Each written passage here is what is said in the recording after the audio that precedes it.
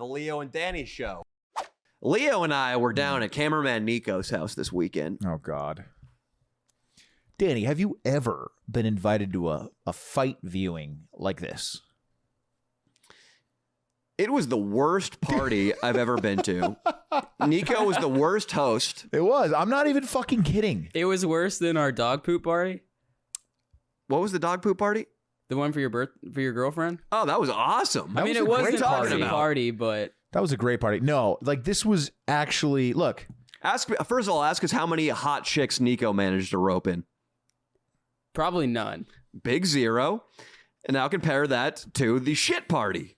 Quite a few. I was just talking about the embarrassing shenanigans. The theme, that yeah, happened. the theme. Yeah, no, Nico. I wish there were some cameras rolling because enough interesting stuff happened that could have been filmed and turned into some piece of content. I don't know how he was able to do this. At some point, you know, we were watching fights, talking, having a laugh, and Nico just takes a swig of beer and goes, "Hey, Leo paid me, but does everybody else pay me for the fight?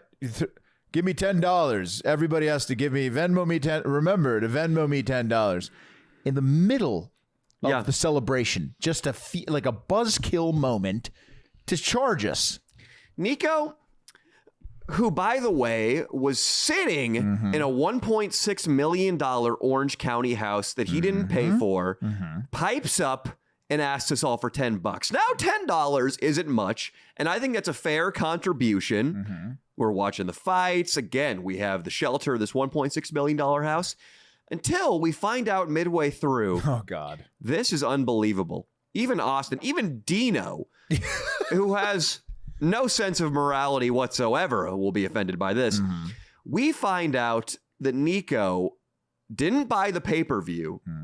He illegally streamed the fight. It was in shitty 420p, whatever you want to call it.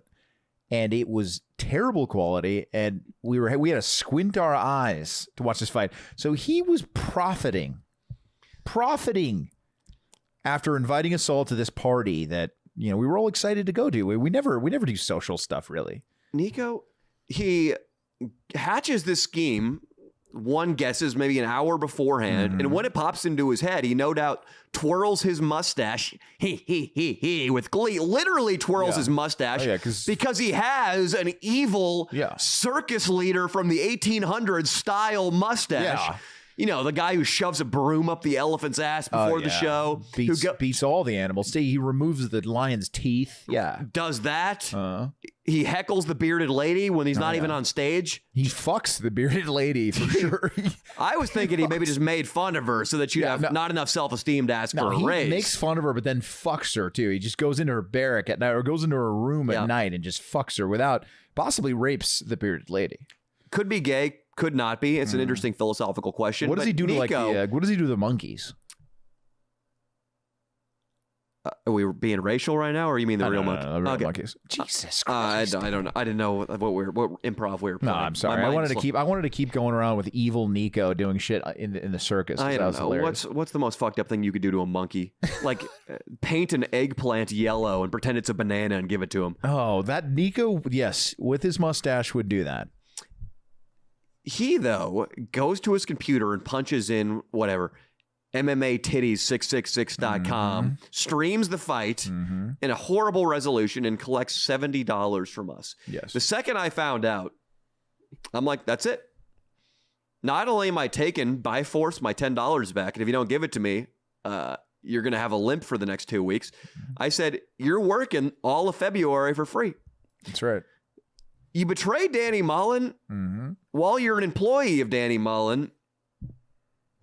You become an indentured servant. I like it. And Nico, I don't know why. Don't laugh, Austin. You telling me he didn't think this was an opportunity to shine? He should have had platters for it. Did he have any food, Danny? Nope. Did he have any beer, Danny? For himself. Did he have anybody but a strange guest named Brett? Do you remember Brett? I fucking hated Brett. Brett was the worst guy ever. Usually, when you're having some people over, for fights, You bring whoever. Right. If I were throwing fights right now, I'd bring maybe a buddy from college who shows up in a button-up T-shirt. He makes good money. He knows a guy who can help you with your taxes. There you go. I bring another guy who brings a good friend, Fish God. Yeah. I bring Fish God over. He's a staple of this house. He's a big-time seafood exporter. He brings over the tuna, the swordfish, the sushi. Bam, we got the food covered. But who does fucking Nico bring over? Nico brings over this chubby guy with a horrible mustache. He was a fat fuck, all right? And he had not sunglasses. He had glasses just like Austin's. You can see on this camera right now. But they were predictably smudgy and unclean. Oh, yeah. And he just let himself go. And he was so let go that he can't use COVID as an excuse. Right. This has been happening for years, this guy. Absolutely. And Nico brings him, and that's all he brought to the party. Right. That's all he brought. And to add something about the glasses, they were those that you could wear inside and outside, like the tint. Oh, no. He had that molester tint. The mark of a cheapskate. Yeah, exactly. He had the molester tint when he was on the inside. And do you remember his profession and what he's doing? He works at a Wiener Schnitzel. And he wouldn't come right out and say it because he tried to play it like this first. He's like, I'm a chef. Yeah, I'm a serious chef. Did 3 years in Garde Manger at a 5-star Michelin star restaurant down in Dana Point, and I'm trying to do my own papa. We're like, oh, that's cool, man. Where do you work now? Pause. Blink. I work at a hot dog place. Wait. Gourmet hot dog place? Yeah, I don't know if I heard you correctly right there.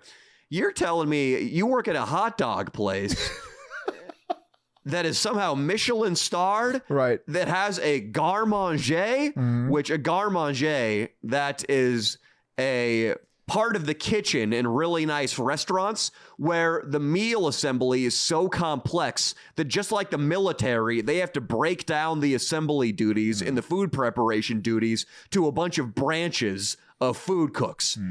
Garde manger, meat station, fish station. I asked this guy, so you're working at a gourmet hot dog place, and he's like, no, it's not gourmet. I don't work at a gourmet place anymore.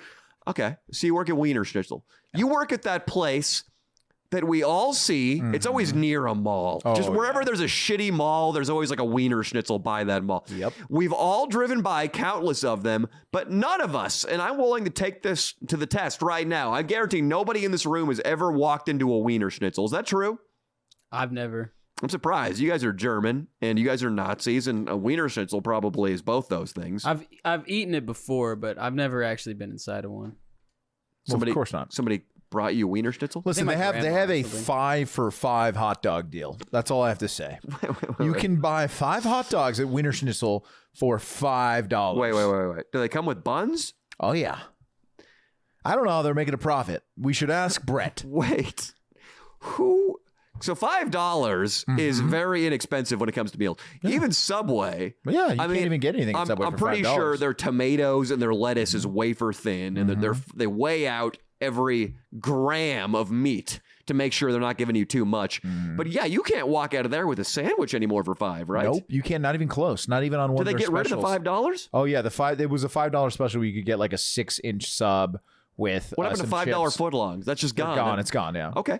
Well, at Wiener Schnitzel for $5, below the cost of the average restaurant meal, you get 5 hot dogs. Right. Now I have to ask, who is even capable of eating 5 hot dogs? Why? I have to think, who is capable of eating 5 hot dogs? But let me ask you this: why did Nico, of all his friends, say, "Oh, I'm going to have Danny Mullen over for a fight. There's not going to be any cameras. We're just going to be hanging out. I'm going to invite Brett, the guy that works at Wiener Schnitzel that claims to be a chef, that's overweight. He's got a funny mustache and a molester glasses. Yeah. Why? Here's my theory. Yeah, please. I'm so curious. Nico, I don't think it's a secret. His drinking is completely out of control. He got hammered again, really bad. I think Nico has been at the heart of a bunch of interventions in his hometown. Yes. I think his family, who was conspicuously absent. Yeah. It's the only time I've ever been to his house and his family wasn't there. That's very strange. I think they might have gotten up and moved the family to Tallahassee Where to was escape Nico's Jill? alcoholism. Yeah. Nico's girlfriend, Jill, was not on the premises. Nope. None of his friends were present either, except for the fat guy with a mustache who works at Wiener Schnitzel. Nico, it's also no secret. I don't think he's in as great of shape as he's once been in, and he'll admit this. Look back to the Fan Jerry fake personal trainer prank from January 2019, and look at him now. He's put on a little bit of weight. I think, what with the coronavirus restrictions, he can't post up on the local watering hole bar and drink till he's face down on it and chat up a bartender who hates his guts but has to be nice for the tip. That can't happen now with COVID. So I think Nico goes to Wiener Schnitzel. This is the one place that didn't kick him out.